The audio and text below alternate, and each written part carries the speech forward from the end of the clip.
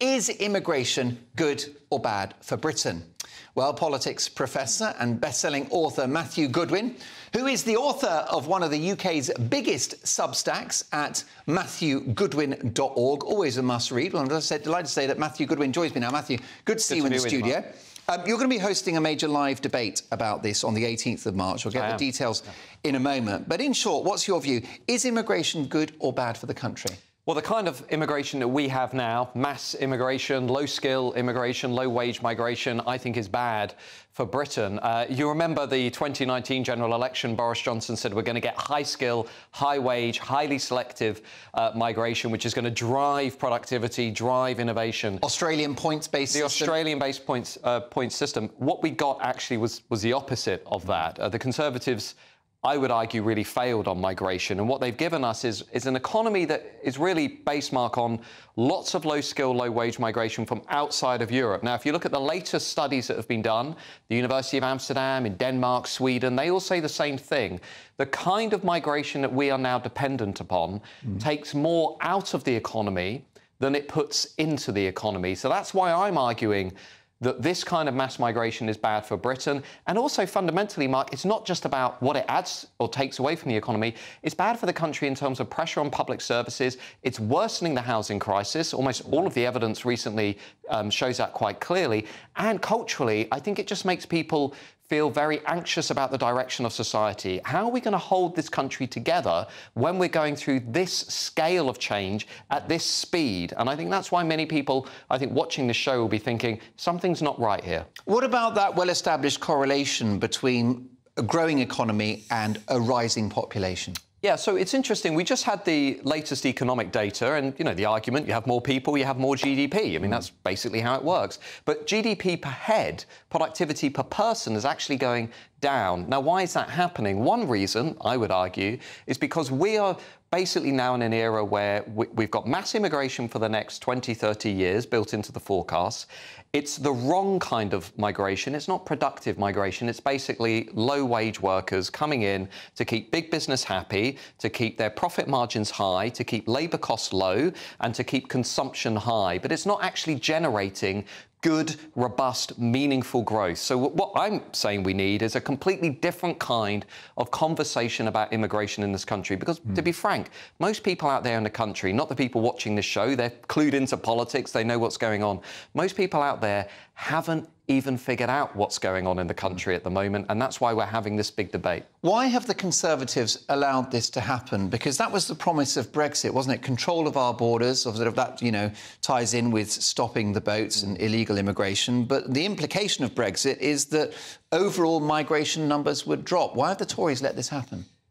To be honest, Mark, it's because the Conservatives don't really understand who's voting for them today, and the Conservative Parliamentary Party leans much further to the cultural left than the average voter. So they're basically comfortable with legal migration. Look, I've been at this level. I've been at dinners with cabinet ministers, and what they'll say to you is, the real issue is the boats, stopping the boats. Well, actually, we've had 112,000 people come into the country on the small boats since 2018, which is way too high. It's a joke. We should leave any international convention that stops us from controlling our own borders. Including the ECHR? I would argue that we should, but 112,000 is nothing compared to the 1.2 million people who came in via legal migration routes over the last 2 years. How many of those came to work? About 15%.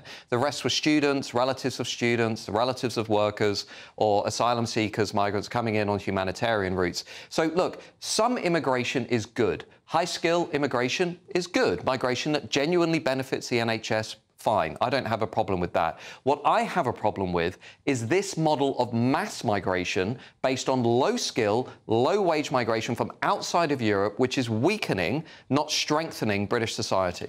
Is there a case for a 5-year pause on all immigration in order for Britain's infrastructure, housing, transport, school places, NHS capacity to recover, to catch up? Yeah, well, my argument would be that somehow we need to break this elite consensus. So we've got both the Labour Party and the Conservative Party, and I'd also add big business, committed to ongoing mass migration for the future. Just look at the forecasts from the Office for Budget Responsibility and others. They are now assuming we're going to have at least net migration of at least 300,000 each year going forward. So we need to break this. Maybe we should have a 3 to 5 year break on migration and say, let's just absorb the mass migration of the last 20 years, or maybe let's have a referendum. Let's see what the British people want in terms of net migration. And I would argue what they want is net migration maybe of between 50,000 and 100,000 a year, not 700,000 a year. I think the average British voter, Mark, is out there thinking,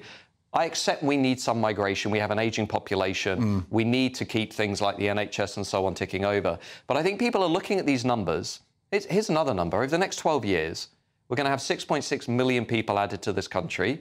6.1 million of those will be because of migration. So what does that mean? We're going to have what is equivalent to 5 cities the size of Birmingham, or 70% of the way to another London, in 12 years, Mark. So that's currently what we're going to see based on official forecasts from the Office for National Statistics. Somebody in government needs to get their arms around this issue. And firstly, somebody needs to answer this question. If mass migration is so good for Britain, if it's so good for the economy, why is our growth so slow? And why is GDP per head, a key measure, why is it so weak? Because we've had mass migration for 20 years. Nobody in the Treasury or government seems to be able to answer my question. Why are we seeing this weak economy after 20 years of mass migration if it is a silver bullet that we're often told it is?